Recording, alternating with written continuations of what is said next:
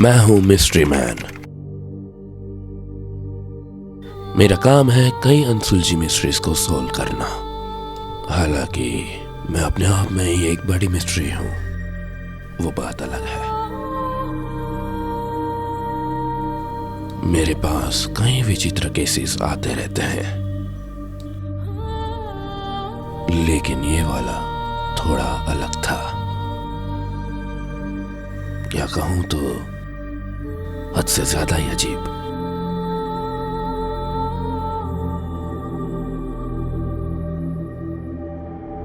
एक दिन एक बहुत खूबसूरत सी लेडी मेरे पास आती है। वो एक विधवा औरत थी जिसने किसी एक्सीडेंट में अपनी पूरी फैमिली ही गंवा दी और अब वो बहुत अकेली थी। उसने मुझे बताया कि वो प्रेग्नेंट है, लेकिन हैरानी की बात तो मेरे लिए ये थी कि उसने कहा कि वो किसी शैतान से प्रेग्नेंट है। उसकी बातों पे मुझे जरा भी यकीन नहीं था। शायद वो अपने परिवार के गम से पागल हो गई थी, लेकिन उसकी हालत देखकर मुझे काफी तरस आ रहा था। उसने कहा कि वो बच्चे को मारने के लिए हर तरह की गोली दवा खा चुकी है, लेकिन कोई फायदा नहीं हुआ। उल्टा उसकी ही हालत खराब होती जा रही है। मैंने उसे सही सलामत उसके घर छोड़ दिया, जो कि काफी बड़ा था। उसके घर का सामान तहस नहस था। उसने मुझे बताया कि ये सब इसके अंदर का शैतानी बच्चा उससे कराता है और वो अपना आपा खो देती है। पता नहीं क्यों मुझे उसकी बातों पे विश्वास करने का दिल कर रहा था। फिर मुझसे रहा नहीं गया और मैंने उससे पूछा कि ये सब कब से चल रहा है। उसने मुझे बताया कि वो अपने पति और बच्चे के खोने के गम से इस कदर टूट चुकी थी कि उसने ब्लैक मैजिक का सहारा लिया अपने परिवार को वापस लाने के लिए। किसी बूढ़े ने उसे ये सब बताया और उसे कुछ रिचुअल्स भी सिखाए और कुछ बुक्स भी दी, जिससे वो औरत ठीक से समझ नहीं पाती थी। लेकिन उस बूढ़े ने उसे सब कुछ सिखा दिया था, जिससे वो उन रिचुअल्स को करने लगी। लेकिन इन सब के चक्कर में एक शैतान उसे हॉन्ट करने लगा। वो उसे कहता था कि अगर वो उसके साथ संभोग करने देगी तो उसके परिवार को वापस ला देगा। जिस सौदे पे वो औरत राजी भी हो गई, लेकिन अंत में ऐसा कुछ नहीं हुआ और वो उस शैतान से प्रेग्नेंट हो गई। मैंने उसके घर में ऐसे कई satanic rituals and black magics की किताबें देखी। मैंने उससे पूछा कि आप मेरे पास क्यों आई? आपको तो किसी प्रेस्ट के पास जाना चाहिए था। उसने कहा कि वो हर कोशिश कर चुकी है, लेकिन कोई फायदा नहीं हुआ और वो मुझसे बस ये चाहती थी कि मैं ये पता लगाऊं कि उस शैतान और उसके बच्चे से कैसे छुटकारा पाऊं, क्योंकि वो ये बात समझ नहीं पा रही थी। लेकिन मैंने उसकी बातों को पहले इतना सीरियसली नहीं लिया। मैं उसके पास से वो सारी बुक्स ली जरूर गया था, लेकिन मैं अपने दूसरे केसेस में ज्यादा ध्यान देता था। मैं कभी कभी उस लेडी से मिलने भी जाया करता था। सब कुछ अच्छा चल रहा था, लेकिन एक दिन जब मैं उसके घर गया तो वो बहुत अजीब हरकतें करने लगी। उसने मुझे देखा और मेरा कॉलर पकड़ के खींचा और बहुत निर्लजता के साथ मुझे चूमने लगी। उनकी आंखें एकदम सफेद थी। मैंने उसे धक्का दिया, तब भी वो अचानक से ठीक हो गई, जिसके बाद वो जोर जोर से रोने लगी। ये सब देख के मैं काफी ज्यादा डर गया था। और तो और उसका पेट अब सच में पहले से बड़ा दिख रहा था। जिसके बाद मैंने उसके केस को सीरियसली लिया और उन किताबों में इन सब से कैसे छुटकारा पाएं ये जानने की कोशिश करने लगा। जिसके बाद मुझे ये पता लगा कि वो शैतान जो उससे संभोग कर रहा था वो खुद उसके पेट में है और उसे बस 4 महीने के अंदर ही एक रिचुअल से मारा जा सकता है जब वो कमजोर होता है, वरना उसे मारने का बस एक तरीका है। उसके लिए औरत को ही मरना पड़ेगा, उसके पेट में चाकू घोंप कर, जब तक कि वो बच्चा मर ना जाए। और साथ ही साथ वो औरत भी।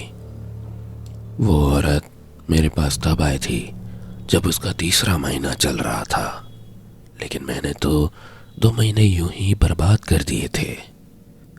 मुझे आज भी इस बात से घिन आती है कि काश मैं उसकी बातों को उस वक्त ही सीरियसली ले लेता। फिर भी मैंने उसके लिए जो हो सकता था वो किया।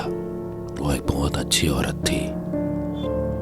मैं उसके साथ इतना ज्यादा रहने लगा था कि मैं उससे खुद से ज्यादा जानने लगा था। वो हमेशा दूसरों के बारे में ज्यादा सोचती थी, हर किसी की हेल्प करती थी, भले ही वो किसी मुसीबत में क्यों ना हो। उसका कोई नहीं था, लेकिन वो सबके साथ अच्छा व्यवहार करती थी। मैं ये देख सकता था कि वो कितनी अकेली है, लेकिन मैंने हर वो कोशिश की जिससे उसे कभी अकेलेपन का एहसास ना हो। मुझे पता नहीं चला कि कब और कैसे मैं उसे इतना प्यार करने लगा। मैं उसके बिना एक दिन चैन से नहीं रह सकता था। मैंने उसके लिए हर एक चीज इग्नोर करना शुरू कर दिया था। मुझे इस बात की परवाह नहीं थी उसके पेट में वो बच्चा कौन है। जब भी वो पैदा होगा तब की तब देखेंगे। उसके साथ कई बार कुछ अजीब हादसा होता था और वो खुद भी कई बार बेकाबू हो जाती थी, लेकिन मैं जब भी उसके पास होता था तब उस शैतान को फटकार कर उससे अच्छा कर देता था। लेकिन चीजें धीरे धीरे बद से बदतर होती जा रही थी। फिर एक दिन मैंने जब उस शैतान के बारे में और अच्छे से रिसर्च किया तो मुझे पता लगा कि अगर वो इस दुनिया में पैदा हुआ तो उसे मारा नहीं जा सकता और वो इमॉर्टल हो जाएगा। वो लोगों का शिकार करके और भी ज्यादा ताकतवर हो जाएगा। उसका पहला शिकार ऑब्वियसली वो औरत ही बनेगी जब वो पैदा होगा। 7 महीने यूं ही बीत चुके थे। एक दिन मुझसे रहा नहीं गया और मैंने उसे वो सब बता दिया जो मैं जानता था, जिसके बाद पहले तो वो काफी जोर जोर से हंसने लगी। उसके बाद वो मुझसे कहती है कि ऐसी जिंदगी जिसमें डर ही भरा हो तो इस जिंदगी का क्या ही फायदा है।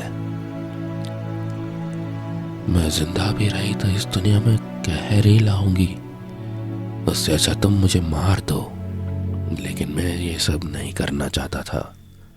उसने मुझसे मौत की भीख मांगी और काफी गिड़गिड़ाई, जो सब मुझसे देखा नहीं जा रहा था।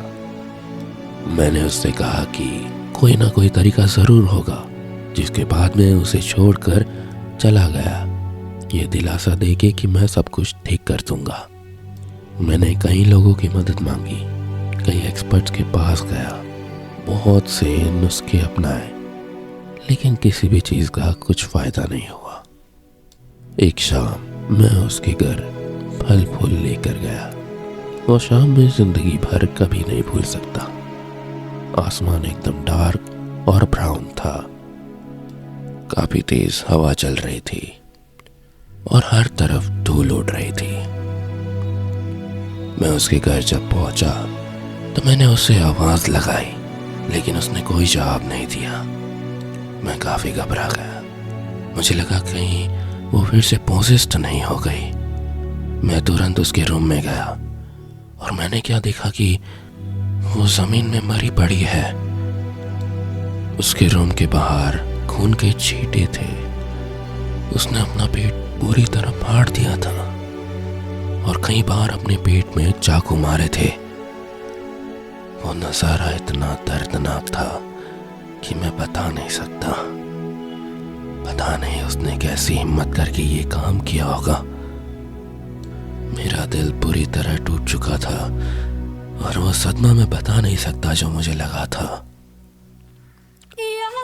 बाद में वहां पर पुलिस आई और उसे पोस्टमार्टम के लिए उसे ले गई।